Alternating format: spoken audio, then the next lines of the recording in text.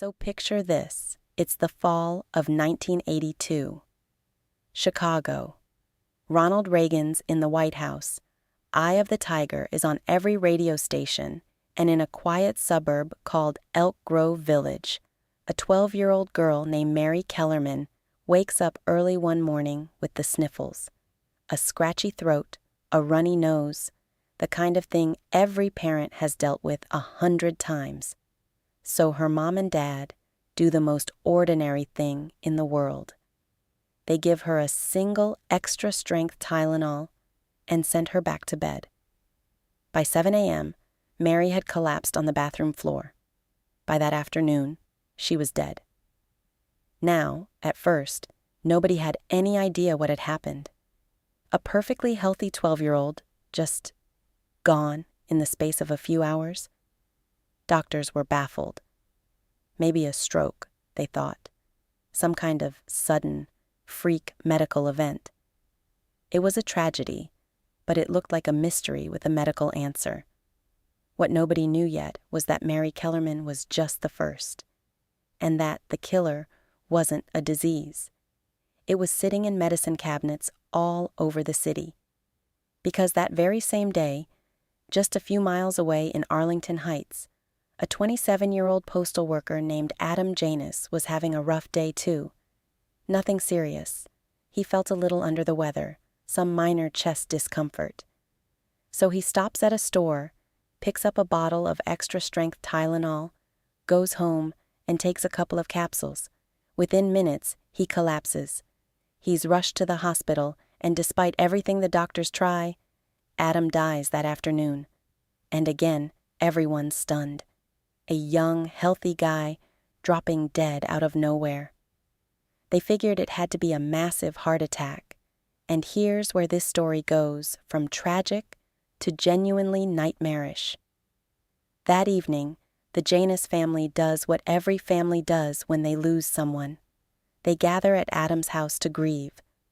Among them are Adam's younger brother, Stanley, who's 25, and Stanley's wife, Teresa, who's just 19.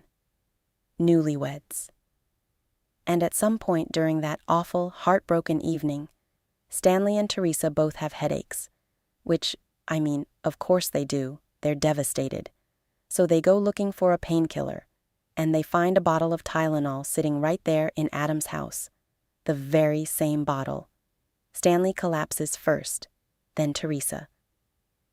In the span of about 48 hours, 3 members of the same family, Adam, Stanley, and Teresa Janus, were all gone.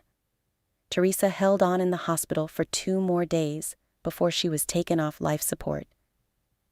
Imagine being the paramedics walking into that house for the second time in one night. Something was very, very wrong. But the bodies were still piling up across the city, and nobody had connected the dots yet. A 31-year-old woman named Mary McFarland collapsed at the phone company where she worked in Elmhurst. A 27-year-old new mother named Mary Reiner, who had just given birth to her 4th child, died in Winfield. And a 35-year-old United Airlines flight attendant named Paula Prince was found dead in her Chicago apartment. 7 people, all dead, all within a few days. And the one thing tying them together was sitting in plain sight. But it took 2 ordinary guys, off the clock, to actually see it. Here's how it broke. An off-duty firefighter named Lieutenant Philip Capitelli was talking on the phone with his friend, a fire investigator named Richard Keyworth. They were just chatting, comparing notes about these strange deaths that were all over the local news.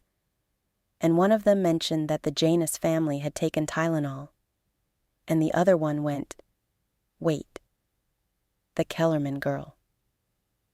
Didn't she take Tylenol too?" It was a hunch. Just 2 firefighters on the phone putting 2 and 2 together. But that hunch saved an untold number of lives. Around the same time, a public health nurse named Helen Jensen had gone to the Janus house to try to figure out what on earth had killed 3 people there. And she spotted it, an open bottle of Tylenol in the bathroom She counted the capsules. 6 were missing. 3 people were dead, and she said the words out loud, "It's the Tylenol." When investigators tested those capsules, their blood ran cold. The capsules had been pulled apart, the medicine dumped out, and refilled with potassium cyanide. Each poisoned capsule held about 65 milligrams of the stuff, somewhere between 100 and 1,000 times the dose you'd need to kill a person. These weren't accidents. Somebody had done this on purpose. And now investigators understood the truly terrifying part.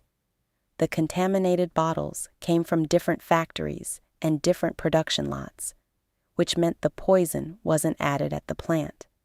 Somebody had walked into pharmacies and grocery stores around Chicago, quietly bought bottles of Tylenol, taken them home, laced the capsules with cyanide, and then, calmly, casually, walked back into those stores and put the deadly bottles right back on the shelves. There's one detail from this case that still gives people chills. Remember Paula Prince, the flight attendant? A security camera in a Walgreens on North Wells Street actually captured her buying her bottle of Tylenol. And in the background of that grainy photo, some people believe you can see a bearded man lurking near the aisle, possibly watching his victim pick up the very bottle that would kill her. Whether that man was the killer or just a shopper, we may never know. But it's the kind of image that burrows into your brain. So now the whole country is panicking. And I mean panicking.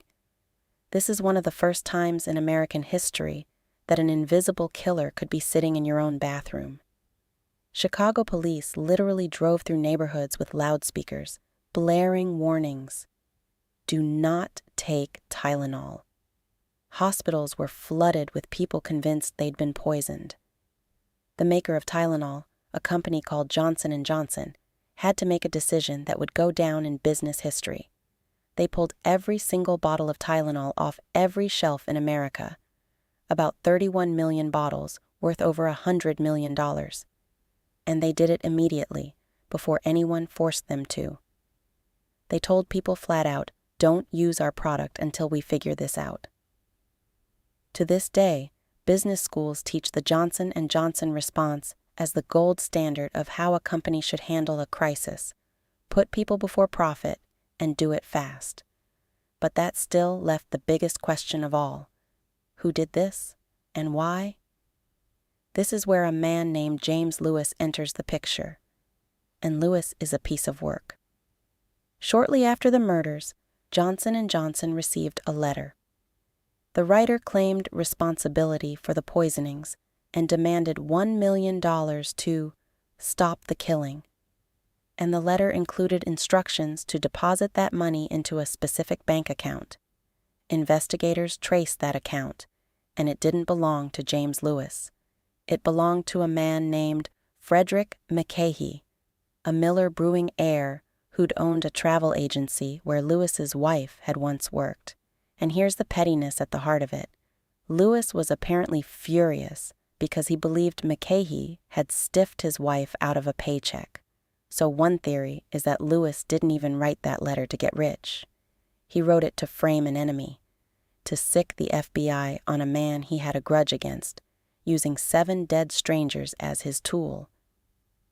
Now, when police started digging into James Lewis, they did not like what they found. Lewis and his wife had been living under fake names.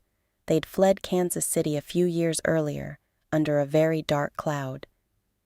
Because back in 1978, Lewis had been charged in the murder of an elderly man named Raymond West, one of his tax clients, who had been found dismembered in his own home. Let me say that again. Dismembered. The charges in that case were ultimately thrown out on a technicality, and Lewis walked. But you can see why investigators looking at the Tylenol killer's extortion letter suddenly got very interested in this particular guy. There was just one enormous problem. They could never put him in Chicago. Lewis insisted that when the poisonings happened, he and his wife were living in New York City, not Illinois. He admitted he wrote the ghoulish extortion letter, but he claimed he never poisoned anybody. It was, he said, just a sleazy scheme to get back at McCahey, and the timing was a horrible coincidence. And as much as the FBI wanted to pin 7 murders on him, they simply never found the physical evidence to prove he was the one who put cyanide in those capsules. So here's what actually happened to James Lewis. He was convicted, but only of the extortion, only of the letter. He was sentenced to prison and served about 13 years before being paroled in 1995. For the murders themselves, not a single charge. Ever. And he didn't exactly fade away quietly either. Lewis spent decades as the prime suspect, doing interviews, maintaining his innocence, at one point even posting a bizarre how it might have been done explanation online, which, you have to admit, is a strange hobby for an innocent man.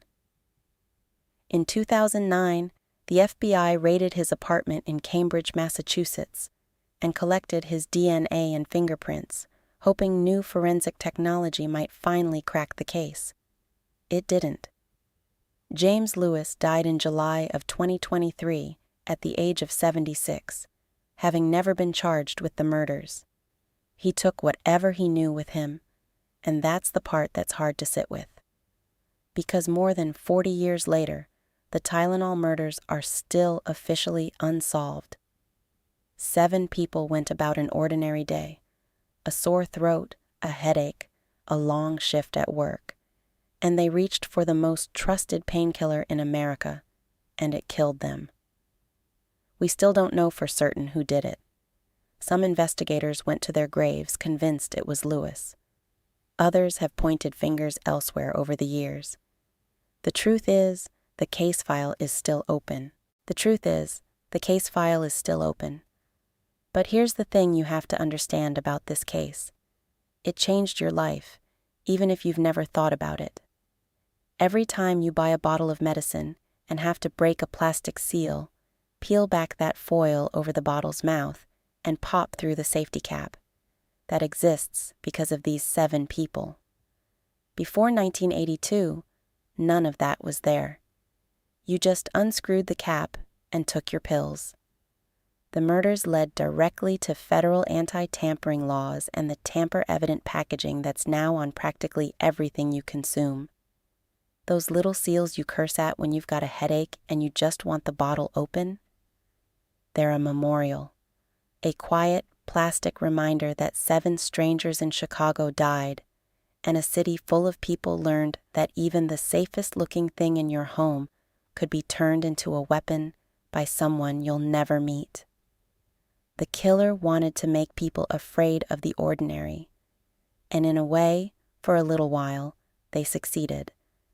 But what we built afterward, the seals, the laws, the simple act of checking a bottle before you trust it, that was us deciding never to be that vulnerable again. Mary, Adam, Stanley, Teresa, Mary, and Paula didn't get justice, but they did change the world. And maybe, until this case is finally closed, the least we can do is remember their names. Thanks for spending this time with me here in the quiet dark. If this story stayed with you, do me a favor. Leave a like, subscribe, and I'll see you for the next one.